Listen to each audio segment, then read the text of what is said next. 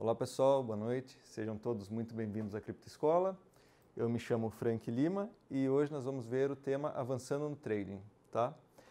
Aqui vocês podem ver, tem o meu e-mail, qualquer dúvida, não hesitem em entrar em contato, ok? Esse módulo é o módulo 7, módulo 5 nós vimos como abrir conta, módulo 6 vimos algumas coisas sobre candles, sobre como faz a formação gráfica, como movimenta o preço. Hoje a gente vai ver um pouco sobre o que de fato pode ser útil ou não para você entrar no trading, tá? Para validar a sua entrada. Não apenas você observar uma linha de tendência, e sim observar mais um outro ponto que a gente pode chamar de indicador. Tá? Então os temas de hoje vão ser indicadores, a gente vai estar configurando alguns indicadores em software gráfico, ver algumas estratégias e detalhar um pouco sobre algum plano de trade e gerenciamento de risco. Tá? Esses três itens, nós vamos falar eles basicamente simultâneos. Quando der gancho em determinado assunto, a gente vai estar falando deles juntos. Tá? E o último, o plano de trade, vai ser o final do nosso curso. Tá? Vou começar falando sobre indicadores. O que são indicadores? Tá? Como nós vimos no módulo 6, a gente viu um pouco sobre média móvel. Tá? A gente vai estar detalhando um pouco mais. Mas nada mais é indicador do que uma ferramenta gráfica, né, que serve para auxiliar na tomada de decisão. Ele não indica totalmente uma compra ou totalmente uma venda. Ele pode apenas indicar um parâmetro a mais para você entrar na sua posição. Tá? Eles são representados através de fórmulas matemáticas, através de símbolos, através de volumes, né? Tudo isso pode ser baseado como cálculo para um indicador. Tá? Alguns indicadores que nós vamos ver aqui são abertos, eles têm o código-fonte aberto para poder ser estudado, e alguns são código-fonte fechado, que é somente o desenvolvedor do indicador que sabe o que ele usou como base matemática para chegar naquele valor ali. Tá? Como o nosso foco aqui não é a gente estar desenvolvendo um indicador em si, a gente vai estar falando os principais, os que são mais úteis para o nosso mercado. Tá? Voltando ao assunto do módulo 6, vamos detalhar um pouco uma média móvel. A média móvel nada mais é do que como se a gente estivesse no ensino médio ou ensino fundamental. A gente tinha lá as nossas provas, sejam elas bimestrais ou mensais, alguma coisa assim, desse tipo. E a gente sabia que no final do ano letivo a gente tinha que tirar uma nota maior que 6. A gente tinha que somar os 4 bimestres e fazer uma soma simples. Somava, sei lá, 6 mais 7 mais 8 mais 9 e dividia por 4. Tá? Isso você chegaria na sua média final do ano. Ok? Então a média ela é aplicada desde quando a gente é criança. Tá? E a gente vai ver que ele funciona bem também nos indicadores, como um indicador aqui no mercado de criptomoedas. Tá? Eu separei duas aqui, que é a simples e a exponencial. Tá? A média móvel simples é essa que eu comentei com vocês, é essa que a gente utiliza na escola. A fórmula matemática dela é simples, é soma dos n fatores dividido por n fatores. Tá? Você vai colocar todos os seus fatores e dividir pelo número de conjunto de valores. Tá? Simplificando ela no gráfico, ela ficaria mais ou menos... O número do conjunto é o número de fatores. Né? Número de fatores, isso.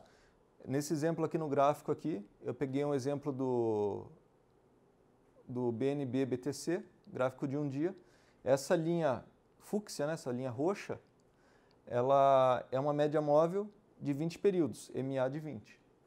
Tá? Quer dizer o que é isso? Quer dizer que esse valor que ele está sinalizando aqui agora é a somatória dos últimos 20 períodos de fechamento do candle dividido por 20. Tá? Então, eu peguei os últimos 20 candles de uma hora, fechamento dele, peguei, somei os últimos 20 fechamentos, dividi por 20 e ele chegou nesse valor aqui, que ele está mostrando aqui, 0,000510. Tá ok? Esse número de 20, apenas estou mostrando para vocês, não é algo que vocês devem seguir à risca. E eu vou estar detalhando um pouco mais para vocês depois, no decorrer da nossa aula aqui hoje. Mas deixei apenas aqui para ter uma boa noção. Tá? E a média móvel exponencial. Diferente da simples, ela tem um peso maior, né, com o preço mais recente no cálculo. Né? A fórmula do cálculo dela é essa daqui. Média móvel exponencial é igual ao preço vezes o K, mais a média móvel exponencial anterior vezes 1 menos K, onde o K é 2 sobre N mais 1. E o N seria o número de períodos. Tá ok? Como eu falei, o nosso objetivo não é tanto detalhar os cálculos, tanto que o programa ele faz isso daqui automaticamente para nós, mas se quiser colocar no Excel, para você ter como banco de dados, a fórmula seria essa daqui. Tá? Aqui é o mesmo exemplo, mesmo gráfico, BNB, BTC um dia, agora com uma média móvel exponencial de 20. Tá? Olhando aqui, não tem como a gente ter muita referência. Se eu colocar os dois juntos, dá para ver a diferença de um para outro. Os dois são de 20 períodos, porém, a média simples, como vocês podem ver, ela é mais atrasada com relação à exponencial. Por que ela é mais atrasada? Porque a exponencial ela tem um peso maior no preço mais recente. Ela dá um peso maior no valor mais recente. Por isso que ela sempre está mais junta do preço. Enquanto a média móvel aritmética ou simples, ela vai pegar, igual aqui deu esse movimento alto aqui, ele veio e tendeu a acompanhar a média. Tá? E a exponencial não, a exponencial ela viu que o preço já começou a cair, ela já corrigiu bem mais rápido. Ó. Ela já veio aqui o movimento junto do preço. Tá ok? Então, essa é a principal diferença de um para o outro. Tem muita gente que opera o cruzamento de médias. A gente vai ver depois também, com relação a isso daí, a gente vai ver se é válido ou não. Tá? Mas seria um jeito da gente poder estar trabalhando com elas. Tá ok? Alguma dúvida até aqui? Podemos prosseguir? Ok, beleza. Um outro indicador que eu vou estar falando são as bandas de Bollinger. Tá? Ela é formada por 3 linhas, onde a linha localizada no interior é uma média móvel aritmética de N períodos. Tá? A banda ela é baseada também em média móvel, porém ela tem como base de cálculo o desvio padrão dessa média. Tá? Gráfico Ethereum BTC 12 horas. Essa linha do centro aqui é uma média aritmética de 20 períodos. Ok? E essas linhas aqui por fora são as chamadas bandas de Bollinger. Tá? Elas indicam possíveis zonas de suporte e resistência, possíveis zonas de alvo. Geralmente, quando ela tende a esticar muito, quando ela começa a abrir tendência, subir, o preço começa a subir, e ele forma algum padrão de correção, como esse daqui no caso, ele tende a buscar a linha central. Tá? Buscando a linha central, rompendo a linha central, ele vai buscar a banda de baixo. Tá? Um exemplo aqui, ele veio na linha de baixo, tendência de baixo, ele veio, formou um padrão aqui de reversão, fez um engolfo de alta, como a gente viu isso daí no módulo 6. Ele fez um engolfo de alta aqui, ele veio, rapidamente tocou na média de 20. Ele veio, a gente podia ter deixado o stop aqui embaixo, ele veio, não tocou ainda, ele veio e chegou num determinado ponto que ele tocou na banda de cima. Tá? Dá para a gente operar só com ele? Só entrando por ele? Não, ele serve apenas para indicar se o mercado está tendo volatilidade ou não. Como vocês podem ver, quando ele começa a estreitar a banda, é sinal que não está tendo volatilidade no mercado, é sinal que o mercado está muito calmo. Tá? E quando ele começa a abrir, quer dizer que está entrando volatilidade no mercado. Então, muito provavelmente, muita gente opera ela, quando ela começa a abrir a banda, a pessoa entra para o lado que a banda está abrindo. Nesse caso aqui, ela veio, começou a estreitar, ela fez um candle aqui de força, né, verde, então muita gente já comprou aqui acreditando que ele ia continuar esse movimento de expansão. A gente vai ver mais exemplos das bandas quando a gente for ali e vocês decidirem quais papéis vocês querem ver, a gente vai vendo o funcionamento dela. Tá? É totalmente personalizável também o período da banda. O clássico é 20. Em toda a literatura que você pegar, esse é o número que você vai encontrar. Mas nada impede de você utilizar outros fatores como teste. Tá ok? Alguma pergunta, alguma dúvida? Tá.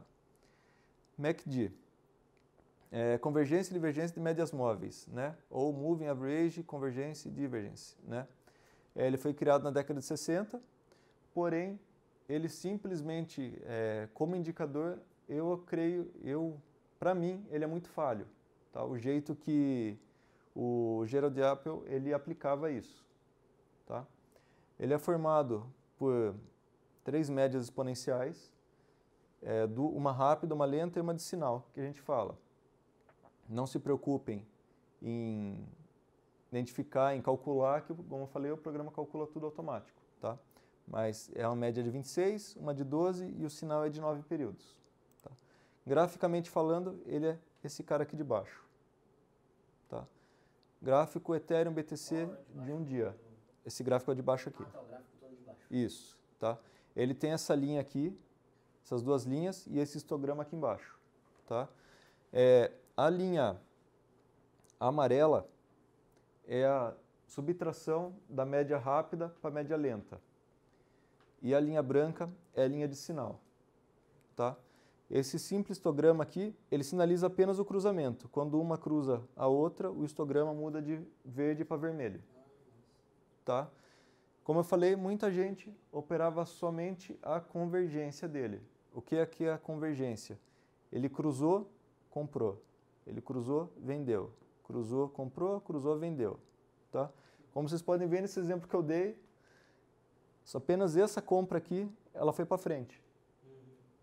Tá? Essa venda que a gente fez, continua subindo. A gente fez uma compra aqui, andou de lado.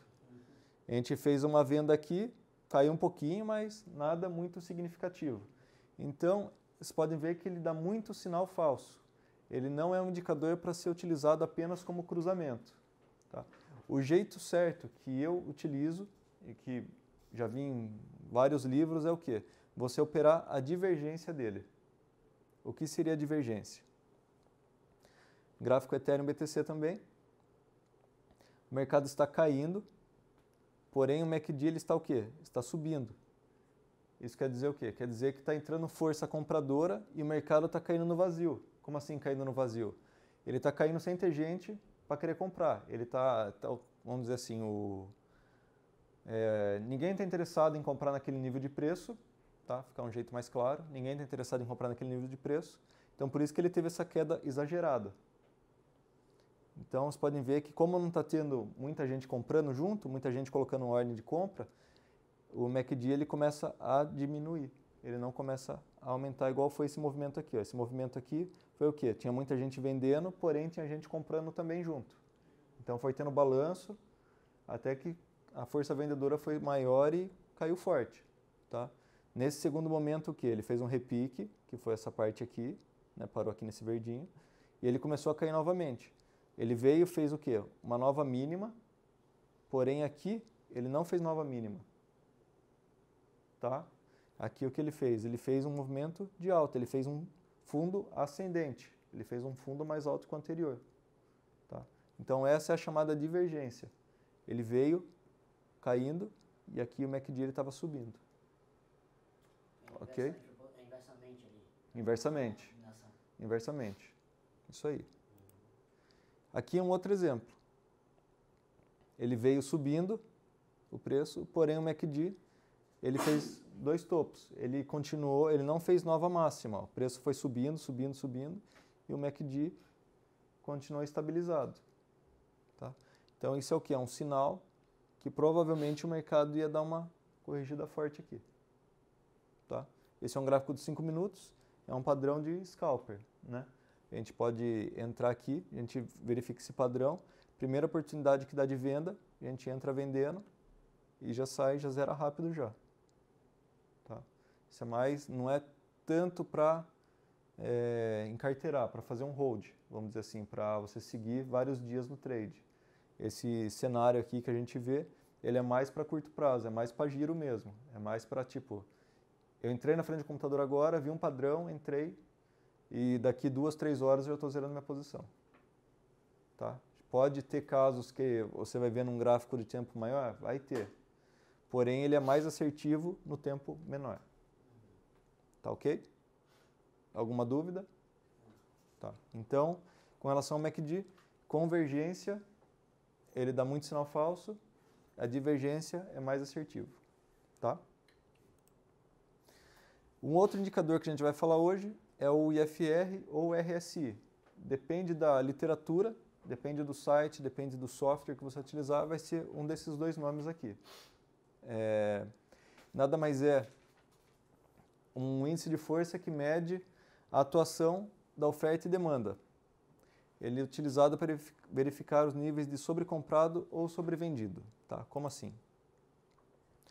Mercado veio, gráfico Dash Bitcoin.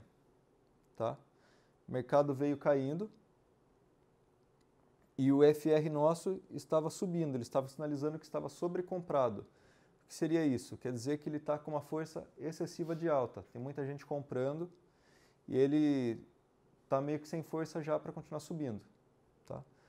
Ele pura e simplesmente romper nesse nível de 70 e de 30 não é sinal de compra ou de venda. Lembre-se o que eu falei no início. O indicador ele não é base, somente ele, o cruzamento dele não é somente base para compra ou venda. Tudo você tem que alinhar junto com o gráfico. Tá? A gente pode ver que ele cruzou a primeira vez aqui, nesse ponto, mais ou menos aqui, tá? E ele não fez uma perna de baixo. Tá?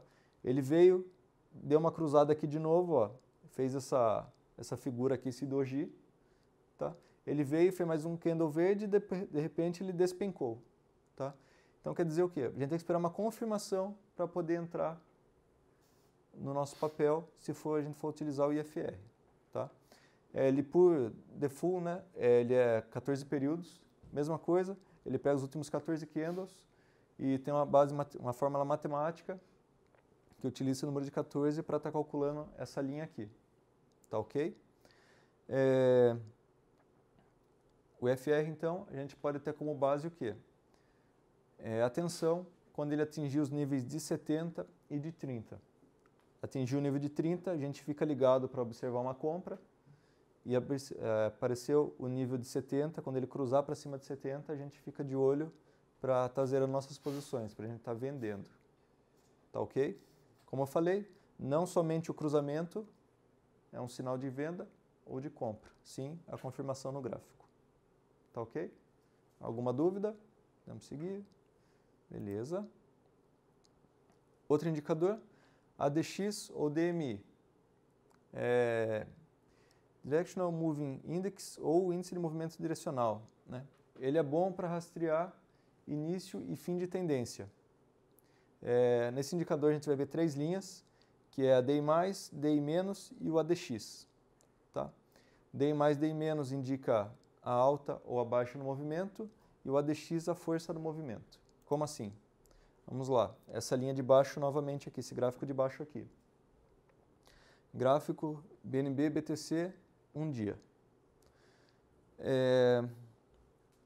Como esse indicador ele rastreia o início e o fim de uma tendência, ele vai gerar alguns sinais falsos, porém, o trade que der certo, ele vai pagar todos os que deram errado.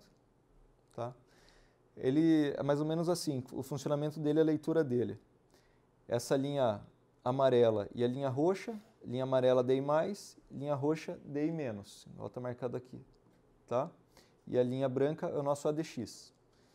A gente viu aqui que ele cruzou, correto? E o ADX está subindo. Isso quer dizer o quê? Quer dizer que o movimento está tendendo a acelerar. Tá? Sempre quando o ADX houver um cruzamento das linhas DI+ e DI- e o ADX estiver subindo, estiver em direção para cima, é bem provável que vá ter um movimento forte de alta. Tá? Como a gente pode ter visto aqui. Ele veio, consolidou um pouco aqui ainda, porém, de repente, ele veio e deu uma explodida. Tá? É bom quando O ADX também, ele está abaixo de 40, tá? Essa é uma outra característica dele. Se ele tiver entre 20 e 40, é um nível bom para se entrar. Entre 40 e 60, ele já está num movimento forte. E acima de 60, já está praticamente no movimento de correção já. Já está na exaustão do movimento já. Ok? É mais ou menos essa que é a leitura dele. Tá? Alguma dúvida? Pergunta? Estão muito quietos, mas tudo bem, vamos lá. Bem, pessoal, dando continuidade à nossa aula, a gente vai estar vendo agora um pouco de como colocar os indicadores, né, no gráfico. Eu escolhi aqui a plataforma da Binance, que é a gente falou no módulo 5, né, sobre ela. Eu não estou recomendando abrir conta nela, eu apenas vou demonstrar porque é uma das mais práticas, tá? Então, vou seguir aqui. Eu já fiz o download da versão desktop, vou estar entrando aqui na minha conta. Vamos lá. Pedir o login e a senha. Aí aqui ele pede para clicar aqui para habilitar o quebra-cabeça. Ele abre aqui, é só arrastar a pecinha ali e soltar, beleza. Ó, coloquei errado, vamos voltar de novo. Encaixou, beleza. Aí ele vai pedir o autenticação 2 fatores que já tenham cadastrado. A gente viu também no módulo 5 como fazer isso, tá? Eu vou pegar aqui no meu celular e vou digitar o código aqui.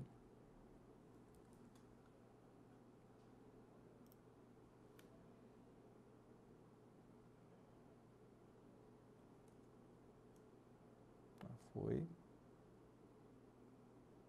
Tá? Essa é a versão desktop da plataforma. Tá? A parte que interessa para a gente é a parte do gráfico. Seria nessa parte aqui, Exchange. Tá?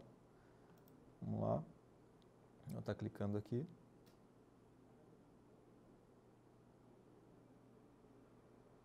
Ele vai carregar aqui uma parte gráfica. Tá? Podem ver, ele está com um gráfico aqui de linha. Tá? Aqui nessa coluna aqui seria os pares, tá? Essa coluna aqui seria o book de ofertas, a parte de compra e de venda, tá? As ofertas de compra e venda. Aqui as operações realizadas, tá? Não por mim, em sim toda a rede na Binance, tá? Aqui onde você manda a ordem, aqui o histórico de ordem, tá?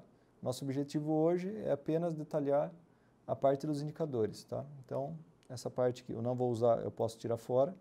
Eu não vou usar essa parte de baixo, então eu posso minimizar aqui. E eu não vou usar a questão do book, eu posso jogar tudo para lá. Tá ok? Com o primeiro indicador que a gente viu hoje, foi a média móvel. Só salientando, essa parte aqui de baixo aqui na plataforma é onde tem os indicadores já pré-configurados. Como vocês podem ver, o único que está habilitado aqui é o volume, é o que está em amarelinho aqui. Tá? A gente vai estar vendo a média móvel é MA, Moving Average, tá? Eu vou tirar o volume dali, vou mudar o tempo gráfico aqui, ficar um tempo gráfico de candles, colocar um gráfico de 4 horas, e vou colocar uma moeda um pouco mais conhecida aqui, colocar o ETH-BTC. Olha lá. Por default, ele vai aparecer essas 3 médias como está plotado aqui no gráfico. Tá? As 3 são média móvel aritmética, média móvel simples. Como vocês viram naquele exemplo lá que aparecia apenas uma, o que eu fiz? Eu vim nessa caixinha aqui, nessa engrenagem, cliquei nela e deixei as 3 médias com o mesmo valor. Tudo 20. Tudo 20, eu fiz. Qualquer gráfico vai ter esse tipo de ferramenta, né? Sim, qualquer gráfico que você quiser, é só clicar aqui nesse íconezinho aqui e mudar aqui o que você quiser. Por exemplo, Dash BTC. Ele já vai mudar automático aqui. Uhum. Tá? A média móvel simples é essa e a média exponencial é essa daqui, EMA. Vou habilitar ela também. Habilitei ela é essa verdinha que está junto do gráfico. Mesma coisa, quiser alterar as propriedades da média, clica na engrenagem, EMA, e eu mudo o tipo aqui. Como vocês podem ver, está em chinês, inglês, tudo junto aqui. É só mudar o valor ali. Tá? Podem ver a média verde é a exponencial, que ela está mais junta do preço, e a média roxa é a média simples.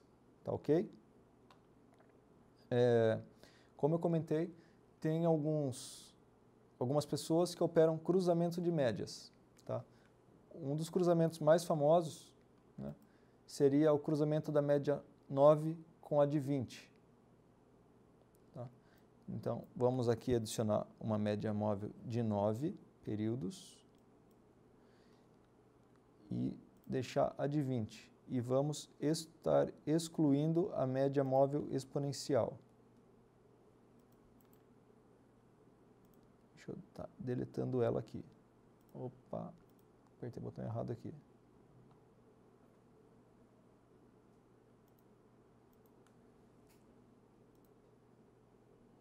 Exponencial, vamos estar excluindo. Tá? Vocês podem ver, a gente tem esse gráfico aqui, um tempo gráfico maior de um dia. Vocês podem ver que alguns cruzamentos funcionam. Ó, podem ver, ele teve esse cruzamento aqui no dia 19/2, ele cruzou para uma venda. Por que é uma venda? Porque a média rápida, que é a média mais curta, ela cruzou a média mais longa, que é essa média aqui, a média que está mais longe do preço. Tá?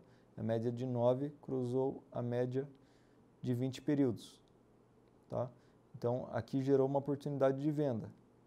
Tá? Como vocês podem ver, ele já havia sinalizando uma venda aqui atrás já. Ele fez esse engolfo de baixa aqui, nessa região. Então, aqui já seria um ponto de venda. Pode ver o indicador, ele é um pouco defasado, um pouco atrasado. Por isso que não pode se basear somente no indicador à entrada.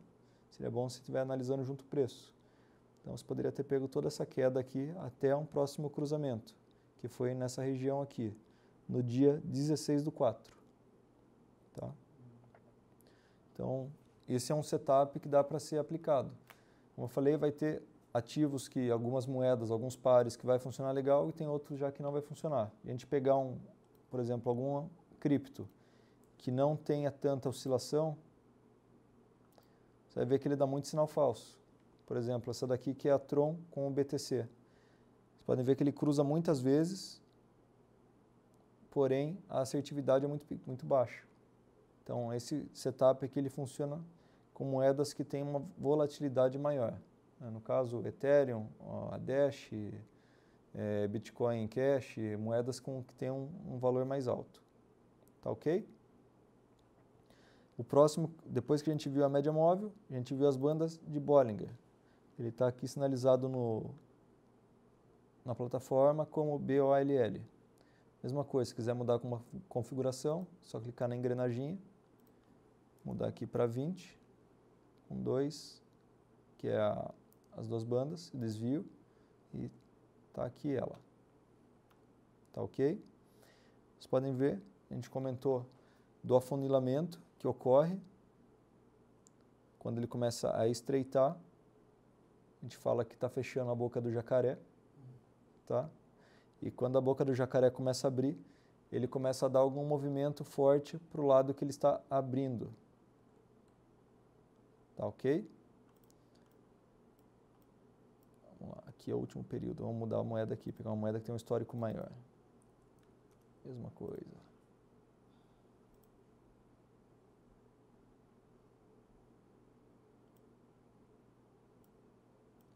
Tá. Vamos diminuir o tempo gráfico para ver se melhora.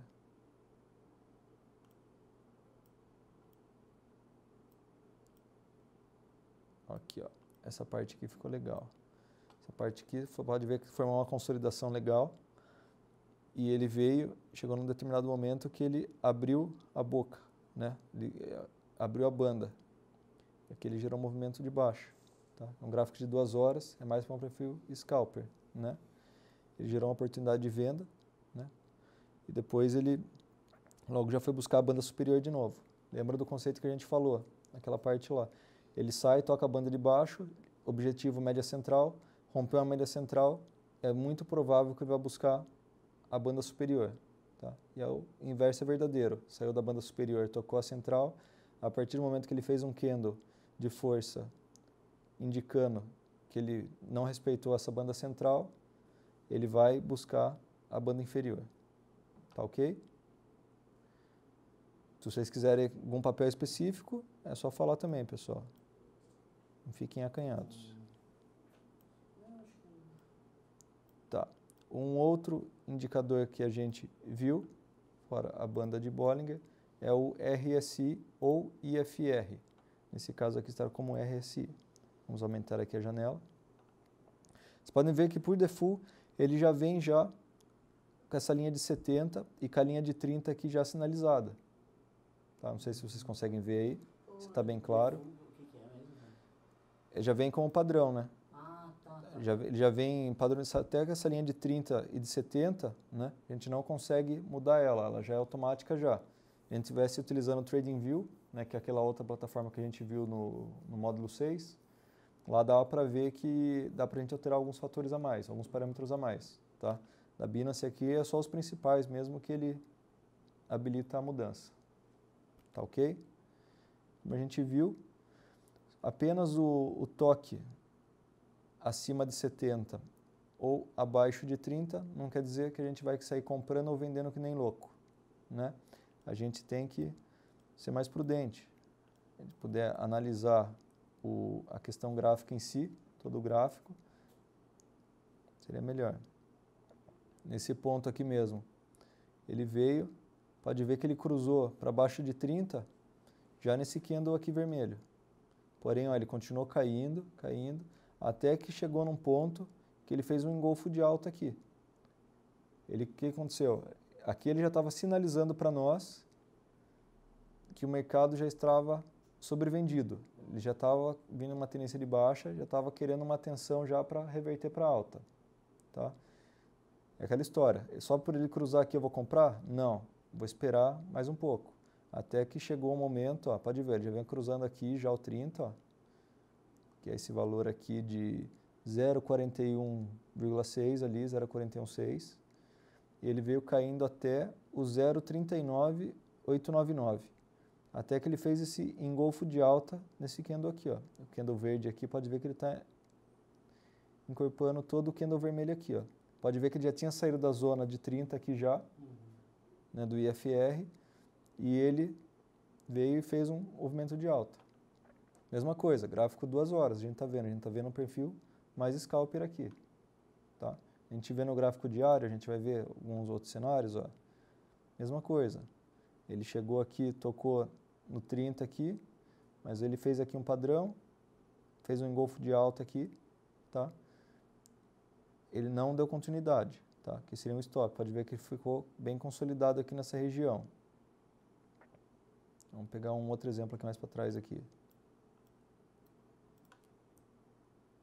Vamos lá.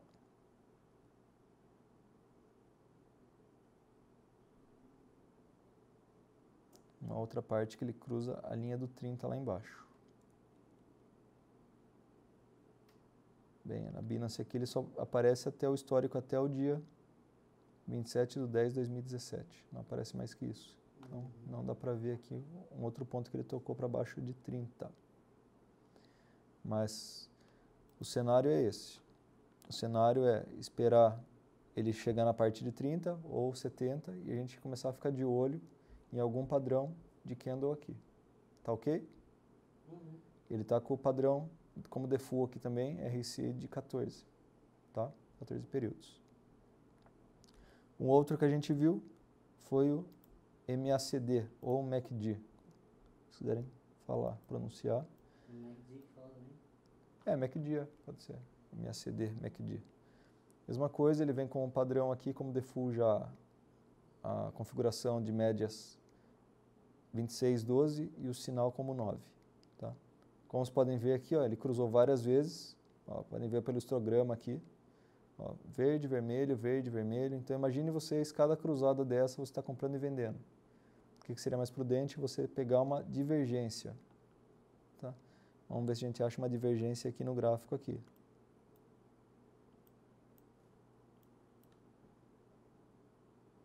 Tá. Acho que aqui eu tenho uma divergência bem aqui. É só voltar o gráfico ali só. A gente já vê ela já. A divergência está bem aqui, ó. Como vocês podem ver, ó, o mercado veio caindo, ó, o MACD caindo junto, aumentando as barras vermelhas. Tem um momento que ele retraiu, começou a subir, beleza. Só que ó, aqui, ó, ele voltou a cair, o mercado fez fundo mais baixo que o anterior, porém o MACD ele estava já ascendente. Então quer dizer aqui, essa venda aqui, com certeza ele já faria já um movimento já de retorno, movimento de alta. Então a gente poderia achar algum padrão naquele ponto, naquela região. Aí tá. Algum padrão nessa região para poder estar comprando o ativo, a moeda. Tá ok? Então, a gente vai operar basicamente apenas as divergências. Tá? E por último que a gente viu foi o DMI ADX, que é esse daqui, DMI. Vamos mudar aqui a moedinha aqui. Qual moeda vocês querem? IOTA? Tem IOTA? Vamos ver se tem IOTA. Tem IOTA BTC. Uma variável.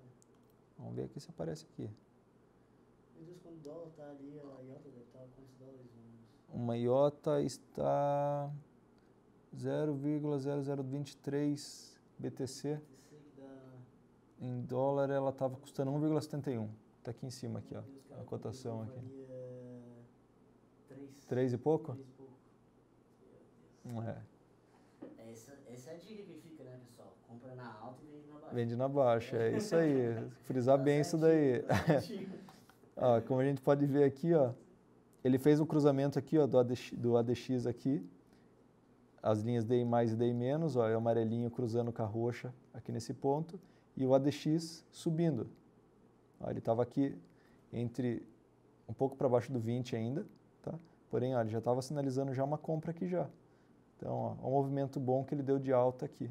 Ele saiu de 0,014, ele bateu na máxima ali em 0,024. Uma valorização de 30, nada mais de 30. Quase 40% ele deu aqui de valorização. Tá? Então, esse indicador ele é bem assertivo.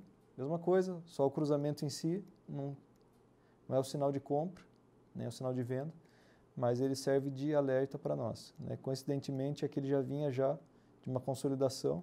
Chegou um momento que ele rompeu a consolidação aqui, mais ou menos essa região aqui, rompeu esse topo, e ele continuou subindo com força. Tá? Então, aqui mais ou menos seria o nosso ponto de compra, nosso start de compra. Seria a compra aqui, com o stop aqui embaixo aqui já definido. E o alvo, a gente puder puxar mais para trás aqui, nosso alvo seria mais ou menos essa região do topo anterior aqui, que era mais ou menos na região do 21. A gente entrou no 16 para sair no 21, com o stop no 13. Então, 3 de stop para 5 de ganho. Tá? Mais alguma moeda, se querem que veja, com relação aos indicadores. Então, vamos ver se tem a XRP. Tem aqui. Jesus, tá quanto em dólares aquilo ali? Tá 68. Ponto 68. Eu comprei, tava 1,20, que era mais barato que eu tinha visto. Assim. Pô, velho. Vou vender hoje. Vou vender. Vai vender hoje? Ah, hoje eu se consagro. Hoje eu se consagro. É a mesma coisa aqui. Ela veio, fez esse cruzamento, fez um engolfo aqui e fez esse movimento de alta aqui. É a mesma coisa, mesmo cenário. A gente colocar um outro indicador aqui, banda de Bollinger aqui também está bem claro também, a banda bem fechada.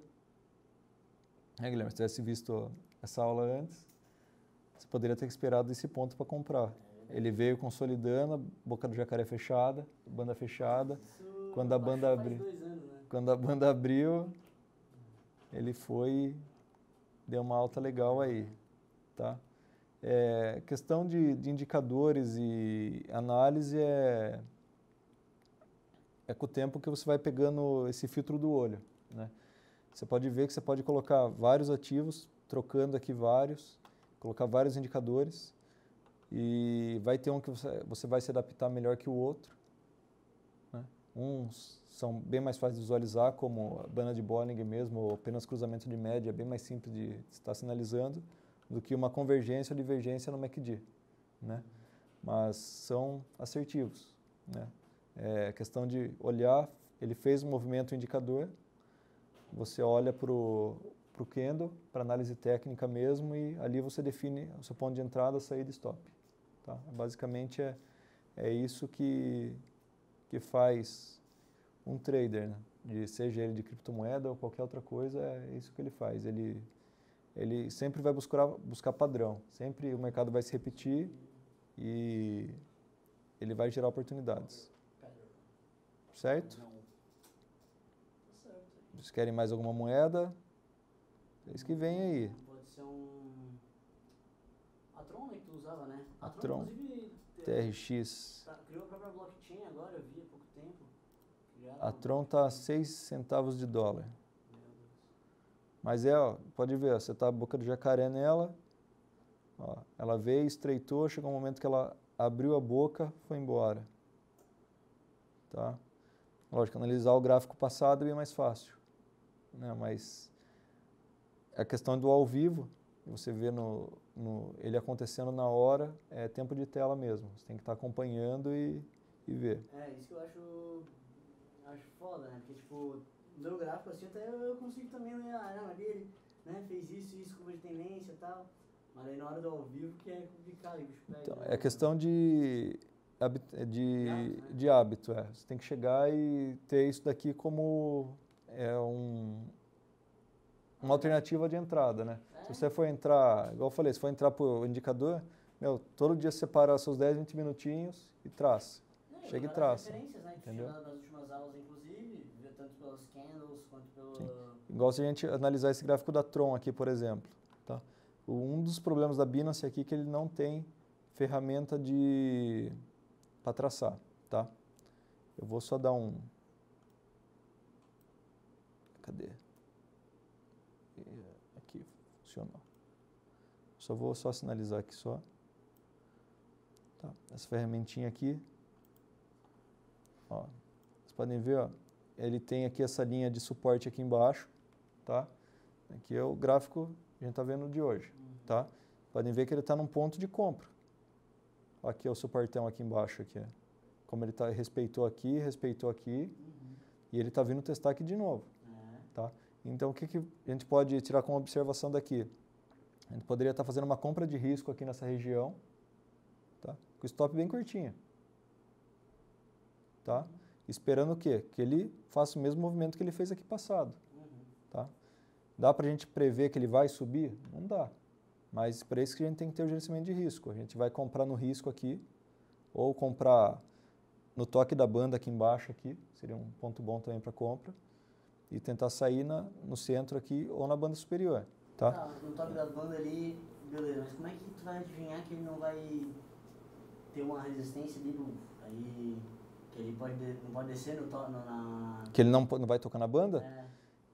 Então, se você estiver monitorando o mercado, ele 100% na hora do trade aqui, você fica ligado no trade aqui. Você colocou aqui e você está online aqui, toda hora você está olhando. Você vê que ele está formando um padrão de reversão, você compra mercado. Entendeu? Agora, eu geralmente não deixo muito ordem apregoada. Eu gosto mais de agredir. É um perfil meu.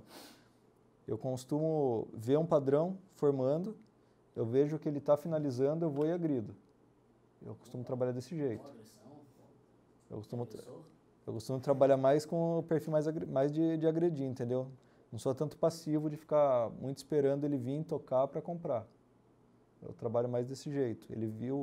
Eu vi que ele encontrou aqui um certo suporte aqui, ou uma certa resistência, ou entro na apuração ou desfaço dela. Eu trabalho mais desse jeito, tá?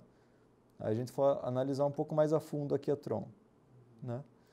Ele veio aqui de uma tendência de baixa, tá? Pode ver que ele está basicamente num triângulo aqui, tá? O lado que ele romper é muito provável que ele vai andar. Se ele romper esse triângulo para cima aqui, é bem provável que ele dê uma acelerada assim. Agora, se ele romper a base do triângulo aqui, aí ele vai buscar novos patamares, que, por exemplo, esse topo aqui, que é o primeiro alvo dele, seria esse topinho aqui. Aí depois seria mais aqui embaixo, essa outra consolidação aqui embaixo. Esse fundo aqui. Esse daqui é mais ou menos o cenário da da Tron aqui. Tá? Mas eu acho que o ponto que ela está aqui hoje é um ponto legal de compra. Isso só por análise técnica, não estou analisando o indicador, nada. Estou analisando só por linha de suporte e resistência e linha de tendência só. Compraria aí mesmo? Compraria. Teria uma compra, tranquilo. Mas é muito barato, né, também.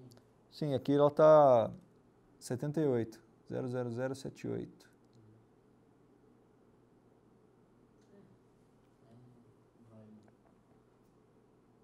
Mas não é só porque está barato que a gente vai jogar dinheiro fora, né?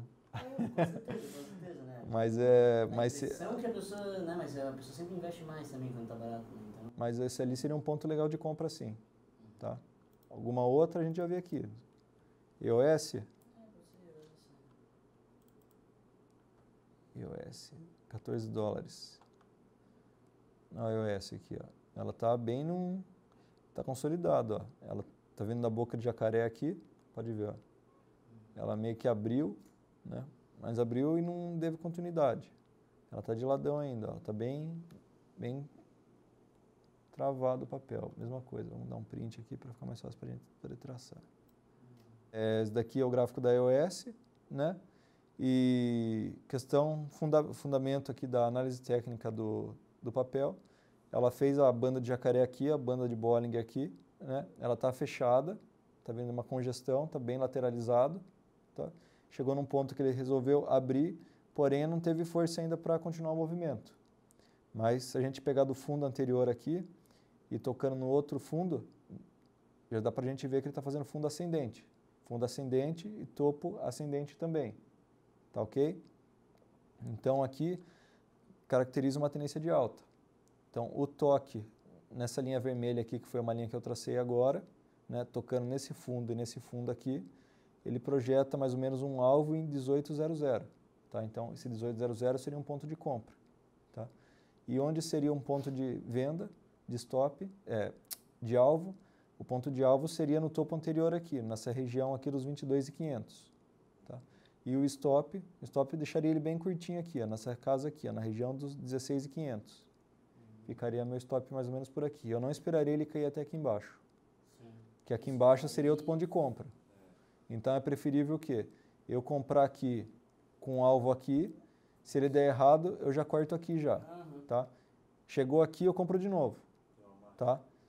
Chegou nesse ponto, eu compro de novo, deixo um stop bem curtinho de novo, mas onde vai ser meu alvo? Meu alvo vai ser na linha de tendência que ele estava fazendo. Vai ser mais ou menos por aqui, daí é meu alvo, entendeu? Então pode ver que a relação sempre do meu ganho sempre vai ser maior do que a de perda. Então, tipo, eu aceito levar vários stops, porém quando eu tenho um ganho, eu pago os stops e ainda fico no lucro. Mas de informação e não é emoção, né? Vai ali Sim, tem que ser na razão. Massa, cara. Isso é massa, bicho. E com um pouquinho, né? Porque... Até você se ambientar bem, porque esse daqui nada mais é do que questão de praticar o olho mesmo, né? Para mim é muito fácil hoje eu olhar e falar, não, está interesse de alta, interesse de baixa, está lateralizado. Para mim é muito fácil. Agora, para vocês, como vocês estão começando, é questão de traçar e prática. Traçou, beleza, acho que está certo, beleza, está errado, ó, meu e-mail está lá, manda para mim, esquenta a cabeça, manda lá, respondo.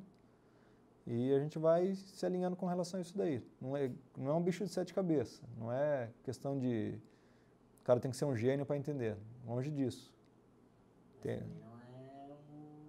é fácil. Não é fácil, é questão de dedicação mesmo, é questão de dedicação, Toda a questão psicológica. Sim, tem um monte de vários fatores, Mas a questão é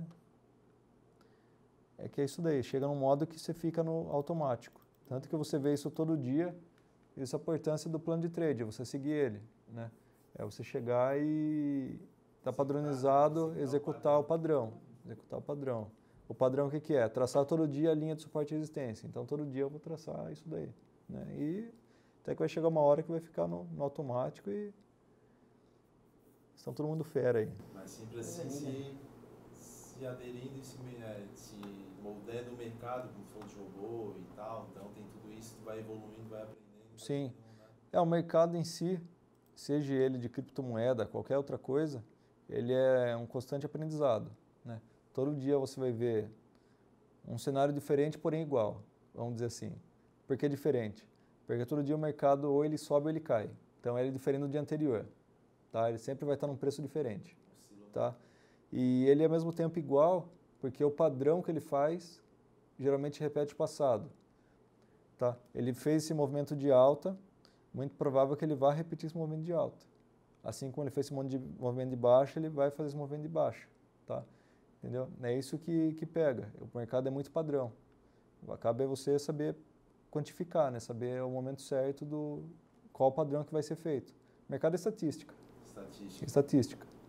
E é meio que uma sintonia, uma empatia também, né? Porque para te lidar com isso, tem que estar imerso, tem que estar... Sim, sim. No começo precisa de bastante dedicação. Como eu falei no módulo 5 lá, eu estou desde 2007 no mercado.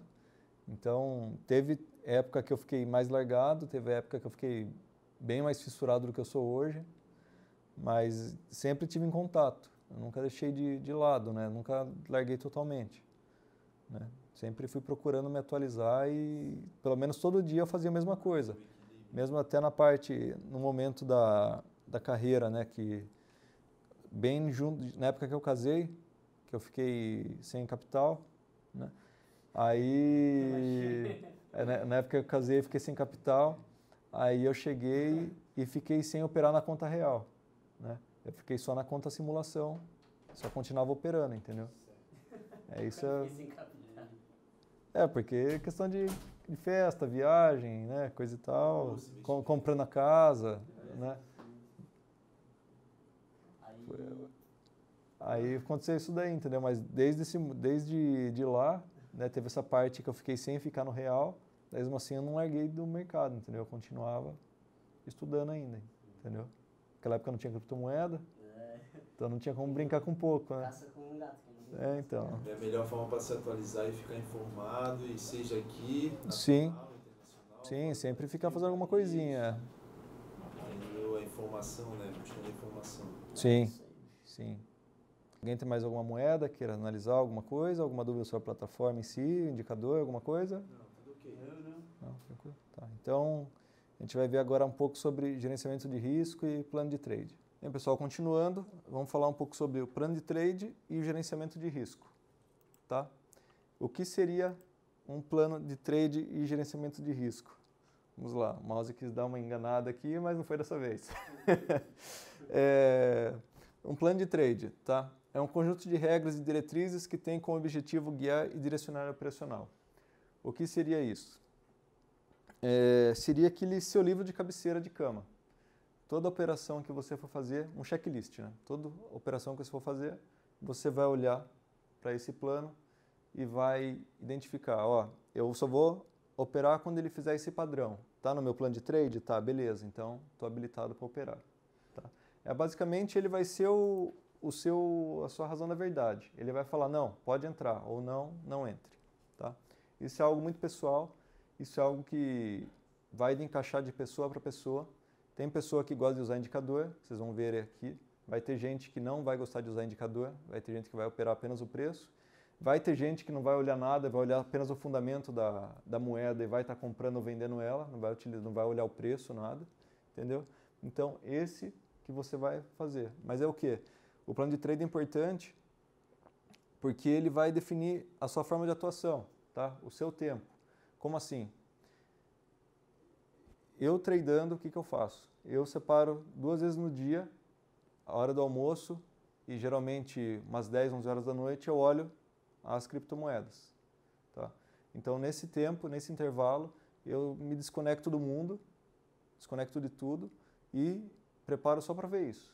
Eu perco ali 10 minutos todo dia, vendo mais ou menos meio-dia e meia, meio-dia e 40, e depois 10, 11 horas da noite eu vejo de novo. Tá? Esse é o meu jeito. Eu separo todo dia 10 minutos, de segunda a segunda.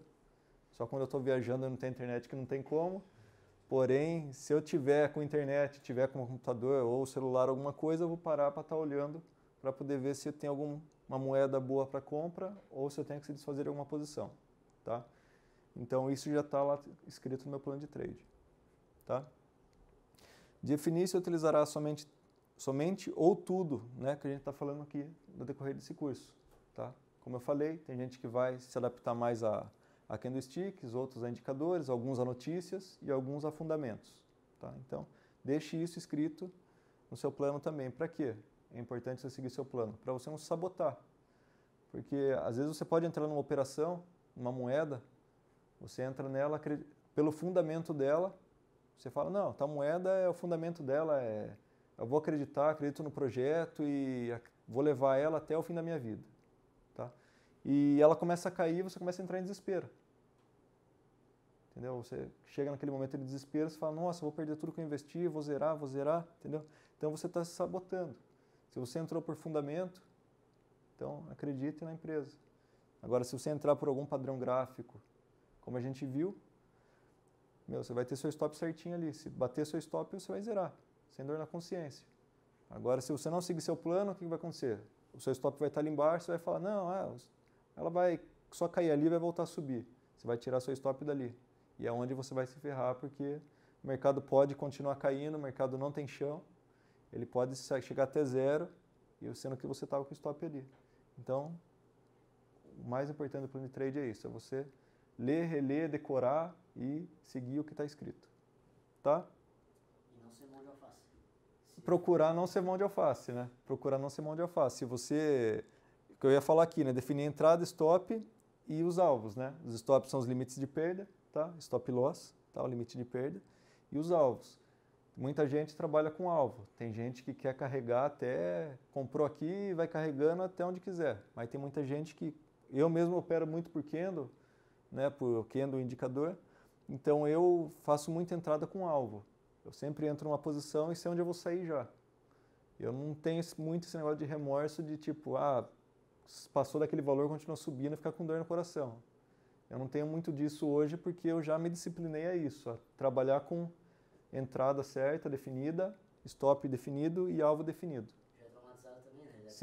Sim, já. Na verdade, eu sou meio traumatizado não com o mercado de criptomoedas, né? É mais pela experiência dos anos como trader mesmo, né? De tipo, tava assando igual a Petrobras esses dias aí, não sei se vocês acompanharam o noticiário, a Petrobras, escândalo, tá, esse problema dos caminhoneiros aí, caiu praticamente 40%, 50% já do topo que ela teve no mês passado, tá?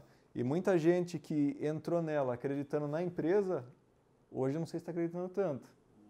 É capaz de vender na baixa ainda. E vender na baixa, entendeu? E agora, se você entrou com o seu stop loss definido, você entrou no 25, tá? E você definiu que você ia perder 10%. Então, 22,50 era o seu limite. Hoje você não estaria chorando. Você pode ter certeza disso. E com a saída pelo parente, tu acha que daria para comprar mais, assim, seria um... Cara, um pouquinho mais? eu não compraria ainda. Eu não compraria ainda. Eu esperaria tipo uma definição do que vai acontecer mesmo realmente com essa relação, não só do diesel, como da gasolina também, né? Para daí ver uma entrada. Eu não entraria apenas para a posição, né? Para a posição eu não entraria apenas só porque está entrando um novo cara aí e acredito que ele vai voltar para onde estava, não. Eu não acho. No grupo do Bitcoin, o pessoal gosta de brincar para os iniciantes que chegam no grupo, no Facebook, na verdade. Pessoal, como é que eu faço para analisar tal, a hora de comprar? Pessoal, cara, pessoal sacana, né? Tu compra na alta e sempre vende na baixa. Vende na baixa. Então. Sacanagem, cara. O cara já fica meio traumatizado, já o cara fica esperto. Então. Mas é complicado. É complicado mesmo. Mas essa questão de mercado é isso. E o meu jeito de operar é desse jeito. Eu opero dessa forma aqui, entrada, stop e alvo definido, tá? Então, se vocês quiserem, vamos dizer assim, encurtar um pouco as perdas, já tenta seguir mais ou menos esse plano aqui que eu já sou meio calejado, já posso falar para vocês já, tá? Agora, igual eu falei, nada impede de vocês acreditarem no fundamento, comprar e, espera, acreditar no projeto, tá? A parte de gerenciamento de risco. O que é importante no gerenciamento de risco, tá? No início, o trader aqui eu coloquei a pessoa que compra e vende, tá? Como a gente falou no módulo 5. Então, apenas coloquei a palavra aqui que a gente designa uma pessoa que está comprando e vendendo, tá? Deve pensar em preservar o capital, pois está num processo de aprendizado. Pensar em não ficar rico da noite para o dia, tá? Muita gente pensa o quê? Vou vender minha casa, vou enfiar tudo em Bitcoin e vou ser feliz. Eu vou viajar o mundo e já era. Só que tem essa questão, às vezes a pessoa está comprando na alta, aí começa a vir contra e está um suportaço embaixo ali e ele vai e zera posição no suporte. E o suporte poderia ser um ponto de retorno, tá? Então, é sempre bom, no início, estar testando o seu operacional, até você consolidar, você falar, não, o jeito que eu opero é esse, eu defini que eu vou operar desse jeito. Então, a partir do momento que você consolidar o seu operacional, você começa a colocar dinheiro de verdade mesmo, começa a colocar uma grana maior. Igual eu falei, é o meu conselho para vocês. Se vocês quiserem seguir, eu acho que pode evitar uma perda exagerada aí, tá? Definir o tamanho da mão a ser operada, tá? Definir o tamanho da mão a ser operada, o que é? É o capital total que você vai colocar em risco, o seu capital de aprendizado. Tem muita gente que se forma em medicina, tem muita gente que se forma em engenharia, muita gente que se forma em advocacia, em direito, né? E gasta lá 60, 100 mil aí. E o mercado nada mais é do que meio uma faculdade. Você tem que ter o aprendizado. Você vai ter uns momentos que você vai perder, os momentos que você vai ganhar, porém é sempre bom você saber o tamanho da sua perda que você pode ter, a sua perda máxima. Tá? Um tamanho que você não perca tudo hoje e amanhã não tenha mercado para você.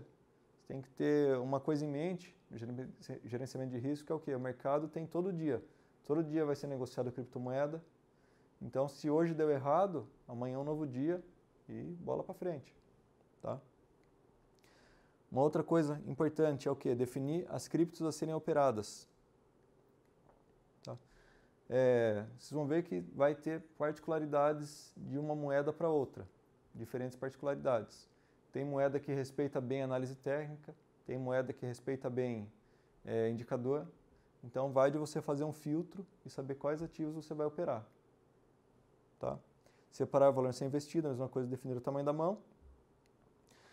Uma coisa muito importante no trader é esse ponto aqui. Esse valor não pode ser o para pagar contas amanhã. Você não entrar já no trade contando que você vai ganhar o dinheiro. Tá? Sempre no trade a gente tem 50% de chance de ganhar, 50% de perder. Tá? Sempre a gente vai entrar com essa probabilidade.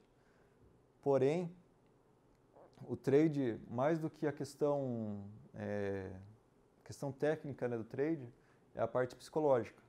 Então, se você entrar já com uma pressão, não, tenho que ganhar porque amanhã vence o cartão de crédito e eu tenho 2 mil na mão, a fatura é 3 mil, tenho que fazer milão essa noite, e eu vou comprar Bitcoin e amanhã eu vou sacar tudo. Geralmente você vai perder esses 2 mil. Você vai ficar devendo os 3 mil do cartão do mesmo jeito e vai ter perdido os 2 ainda. Então, procure evitar entrar no mercado com o dinheiro de pagar a conta. Como eu falei, comece pequeno. A gente viu no módulo 5 lá que a gente podia começar com R$30 comprando 0,01 Bitcoin. Então, às vezes, para sentir o mercado, ver a experiência, vale a pena começar pequeno. Tá? Separa o Fernando Urti que fala, usa o dinheiro para comprar... Tu vai comprar cachaça, não que tu vai comprar o leite. Sim. Não vai gastar dinheiro para comprar o leite. Comprar o leite das crianças, é bem por aí mesmo, e outra coisa muito importante é procurar evitar entrar em operações cujo risco retorno esteja inferior a 1 para 1. Tá?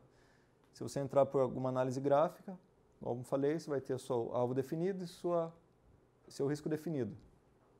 Então, isso daí vai dar para você ver um risco retorno que você vai ter legal, entendeu? Então, é bom você estar avaliando isso antes de entrar no trade também. Porque se entra numa operação, por exemplo, que você tem bastante taxa de acerto, porém, o seu ganho é 1 e seu risco é 3, 4, você vai ter que trabalhar muito toda vez que você levar um stop. Se levar um stop, você tem que fazer mais 3 trades positivos. Levar um stop, tem que fazer mais 3 trades positivos. E isso vai virando uma bola de neve.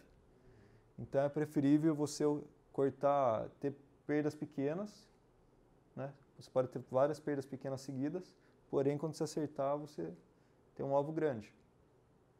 Tá? Alguma dúvida sobre isso daqui? Sobre gerenciamento de risco, plano de trade? Não? Tá. Existe casos de pessoas viciadas, obviamente, né? Não sei, né?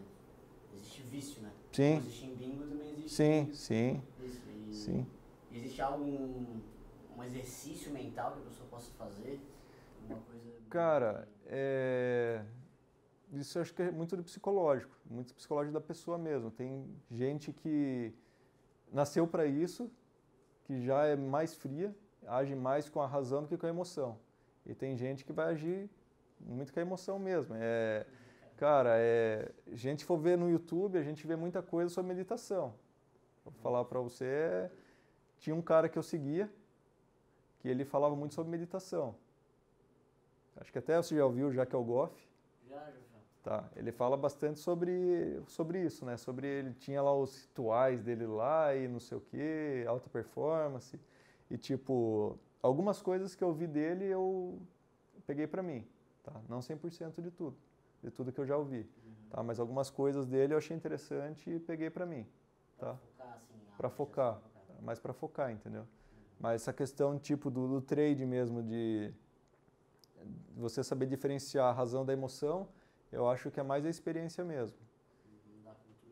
Da cultura da pessoa. Lógico, tem muitos profissionais alguns psicólogos, psiquiatras, e que podem tratar a pessoa, né? A pessoa vai lá, às vezes é só um desabafo que a pessoa tem que fazer para descarregar energia. Gente que faz academia antes de começar a operar, sei lá, a pessoa tem que achar sua válvula de escape. Quem é muito ansioso, cara, eu sou uma pessoa muito ansiosa. Pra fazer trade, cara, eu ia ser uma desgraça, cara. Eu ia ficar muito ansioso, preciso vender, preciso comprar. Cara, o jeito que eu opero hoje, como vocês sabem, eu sou trader profissional, tá? E eu trabalho todo dia no mercado das 9 às 18. Né? O mercado Bovespa, B3, né, hoje, é das 9 às 18. Eu começo a me preparar às 7h30. 7h30 da manhã eu já começo a ler notícia. Já tenho todos meus pontos traçados meus gráficos traçados. Só que uns 10 minutinhos antes de começar mesmo, de fato, 10 para as 9, eu já coloco meu fone de ouvido e me fecho. Tem outras pessoas na sala, tudo. E se aquele dia eu tirei para operar, para falar comigo tem que levantar a mão. Porque eu fico não concentrado ali, que eu deixo a música, eu meio que não escuto o que está em volta. Entendeu? A pessoa quer falar comigo, se eu estiver bem focado mesmo, só tem que levantar a mão para perceber, porque senão eu não percebo. Então isso para mim funciona, que é essa parte de música. Tá? Então, como falei, é de cada um para cada um.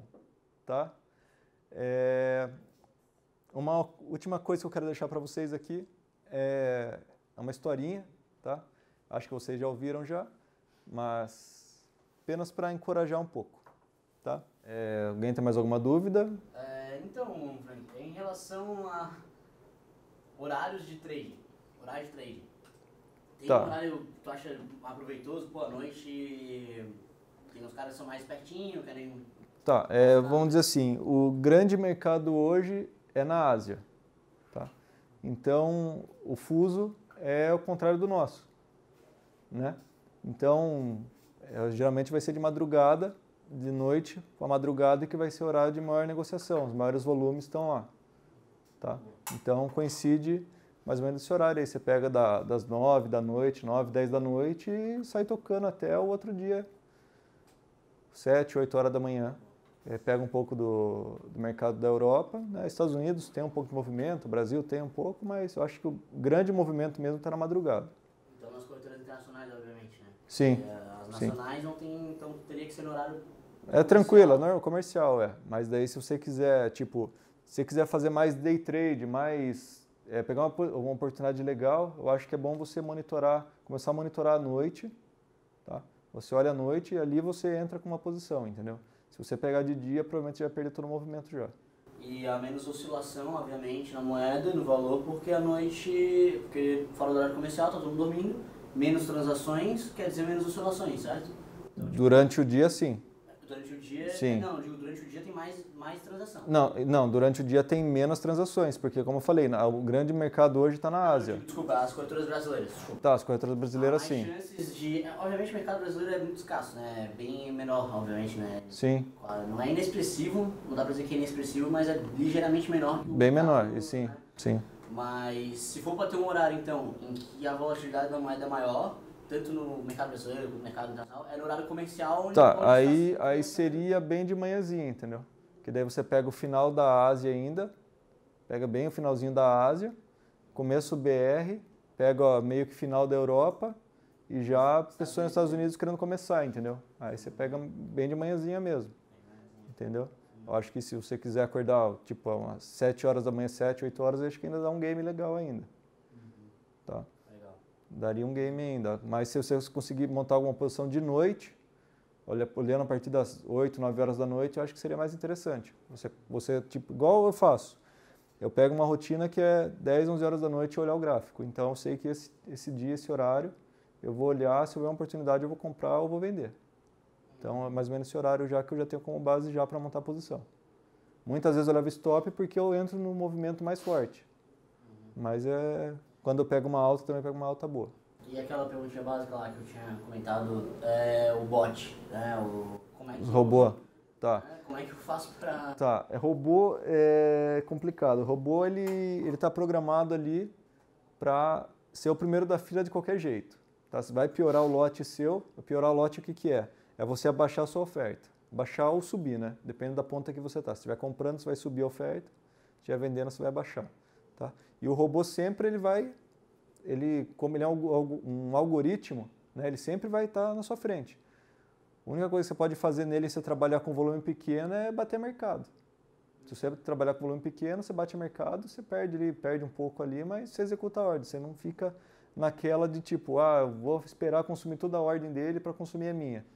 Às vezes o cara está lá com bilhões lá e nunca vai acabar o lote do cara e você não sabe.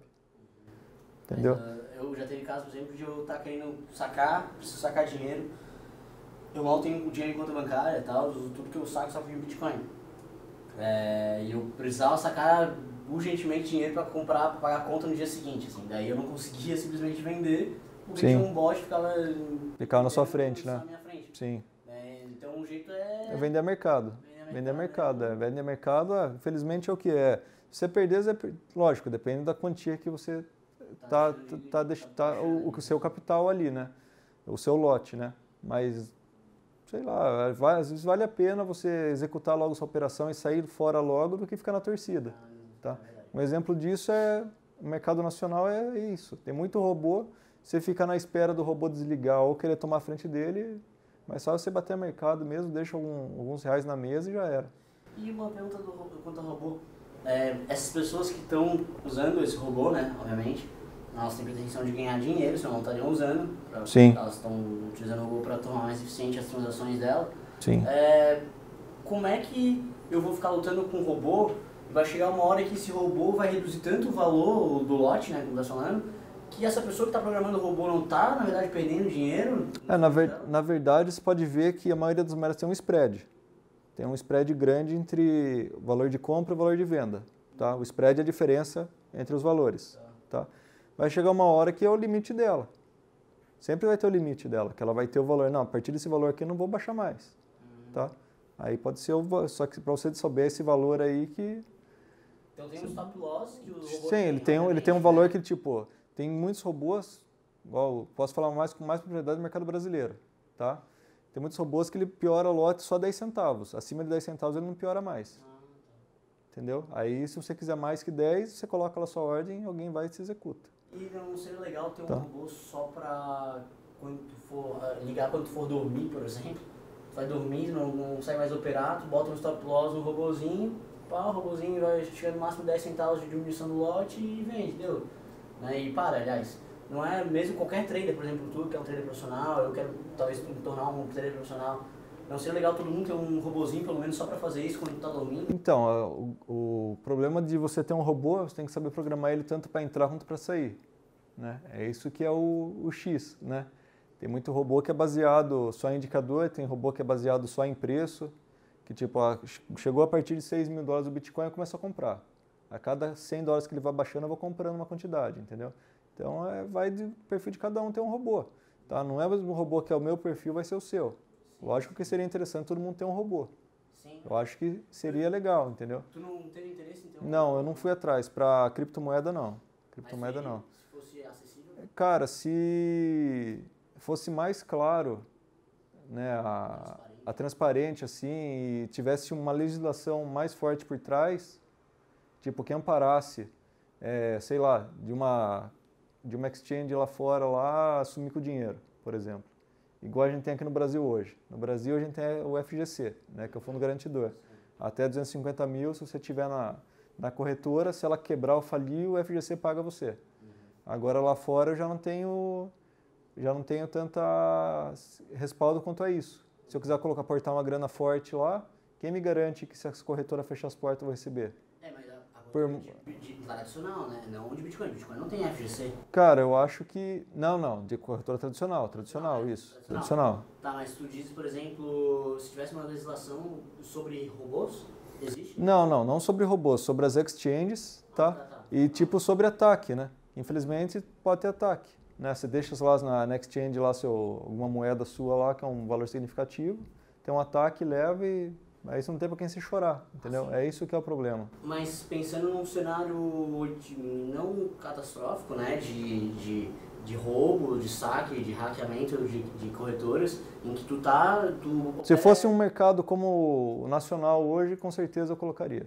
Eu iria atrás de um robô, sim.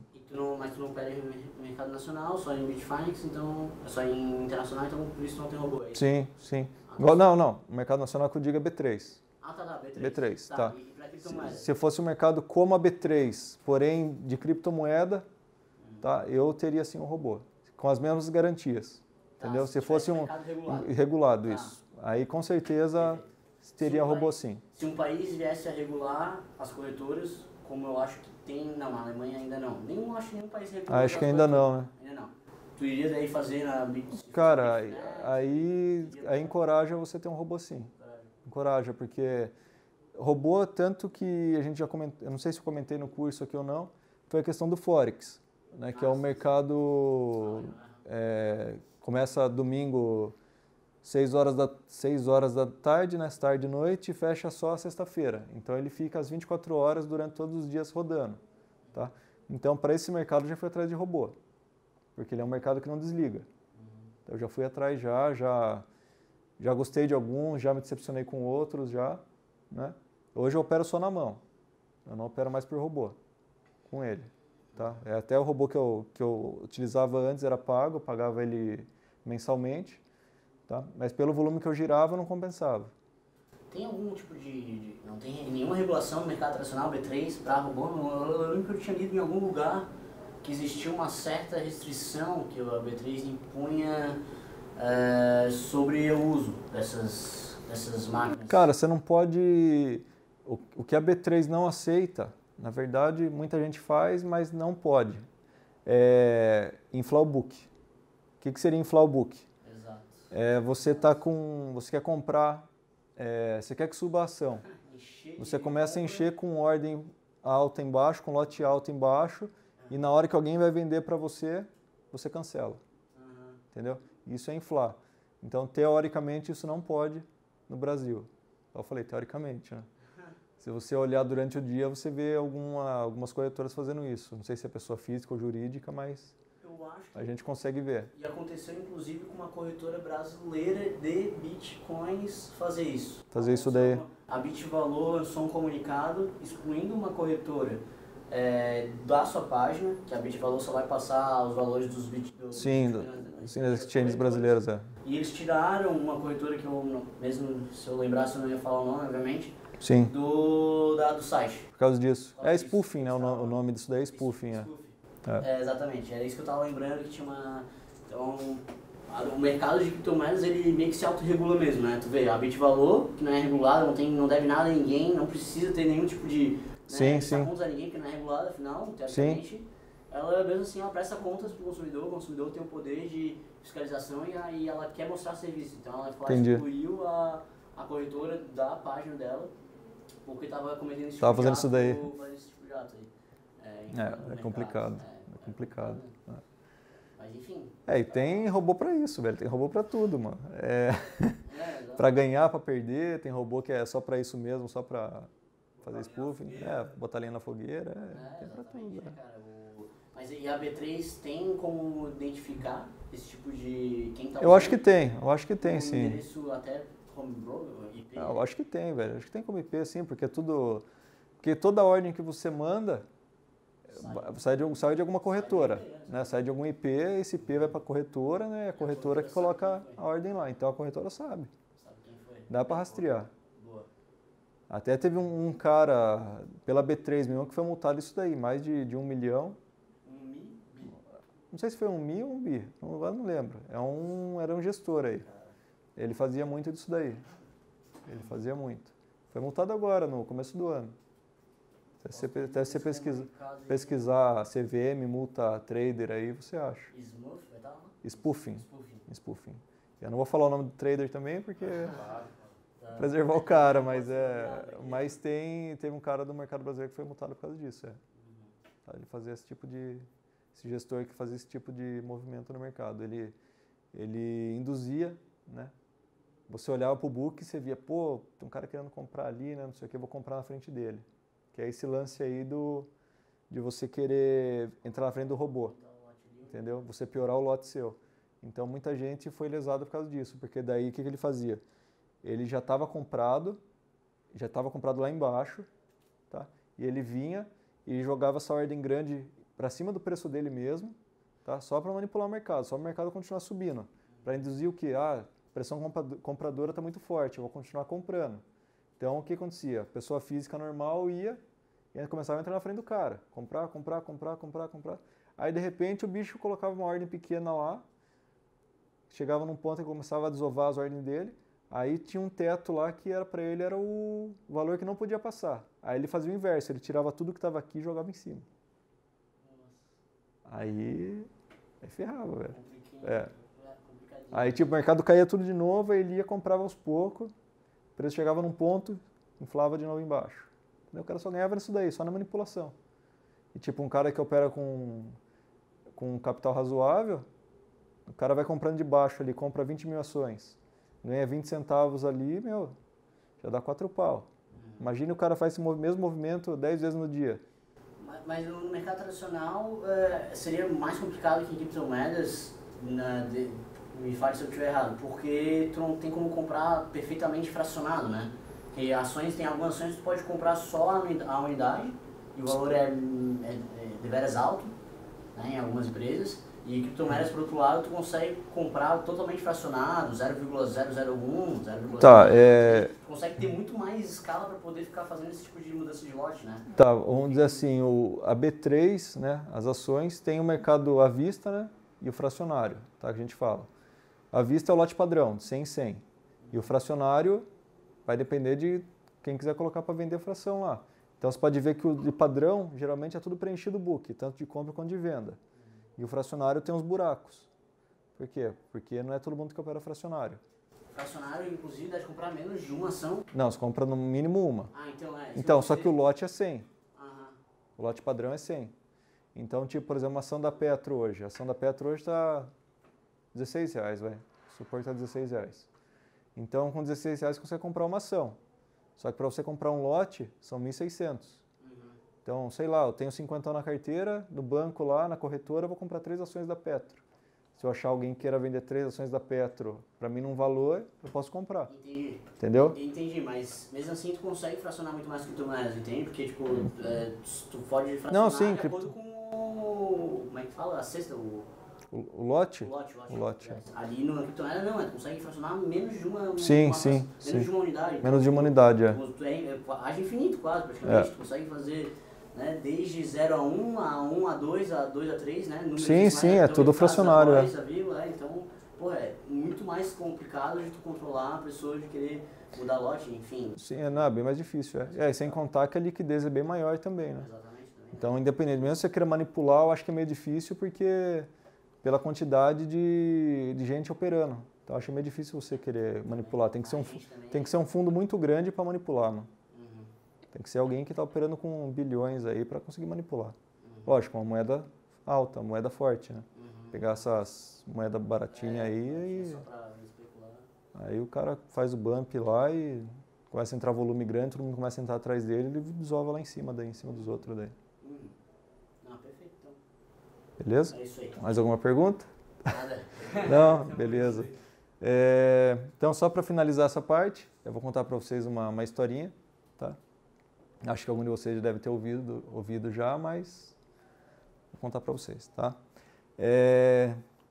Tinha um certo senhor, tá? Ele era considerado mestre e ele andava junto com o aprendiz dele, né? Aprendiz de mestre, tá?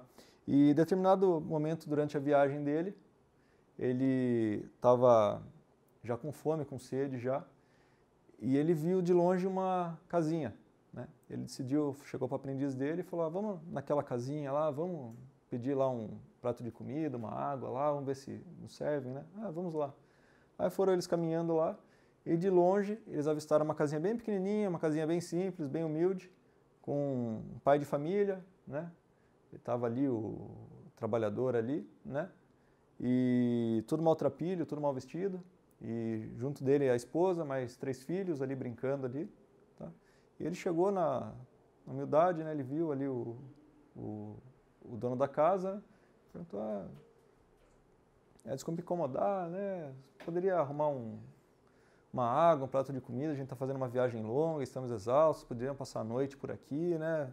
Não, sim, a pessoa muito humilde acolheu eles, falou, não, venha sim, fica aqui em casa, passa a noite aqui.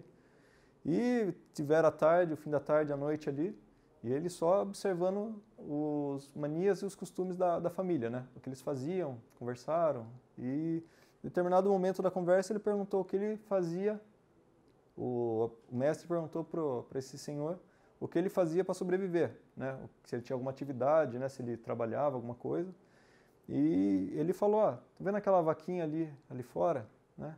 Eu uso o leite dela para colocar comida dentro de casa e o que sobra um pouco eu faço queijo e vendo, né?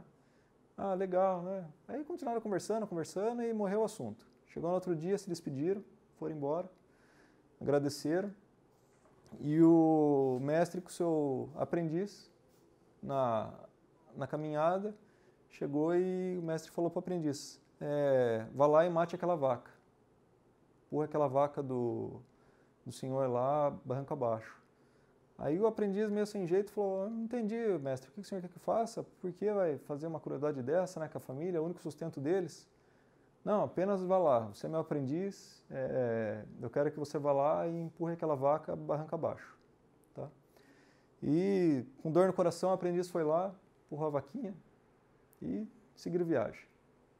Aí passaram alguns anos, aquela lembrança ainda batia na cabeça do aprendiz, ele já não estava mais com o mestre dele, e ele foi e decidiu voltar para ver aquela família, né, ver se eles podiam consertar esse erro, né, que ele tinha feito. E chegando lá, de longe assim, ele avistou um sitião grande, assim, plantação, uma casona grande, casarão, umas caminhonetes na garagem.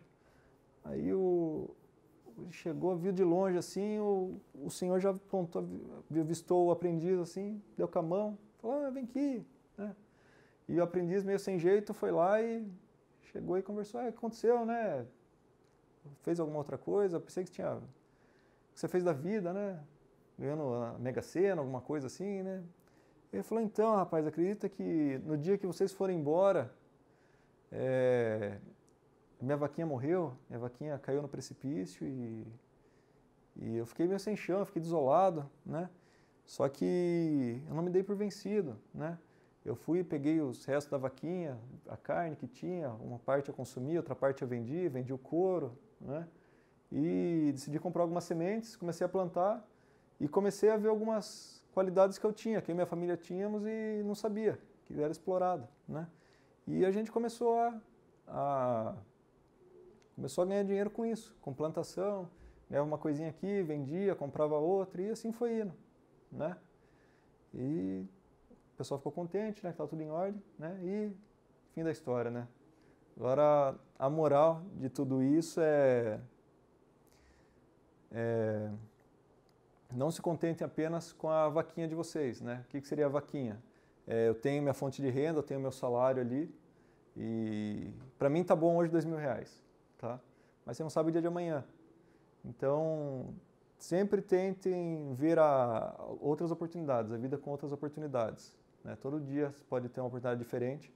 Esse material que desde o Edson está passando até essa parte que eu estou falando, tem muita coisa boa que vocês podem encorajar vocês a entrar nesse mercado de criptomoeda, seja outra coisa, algum empreendimento, qualquer coisa que seja, mas tenha isso em mente, em não se contentar apenas com isso, tá? No começo pode parecer difícil, vai aparecer as turbulências, vai ficar meio sem chão na primeira, segunda queda, mas no final das contas, se você for persistente e batalhar, você vai ver a luz brilhando bem forte no fim do túnel e você vai chegar nele, tá? Isso é o que eu tinha que passar para vocês e boa noite. Isso aí, show.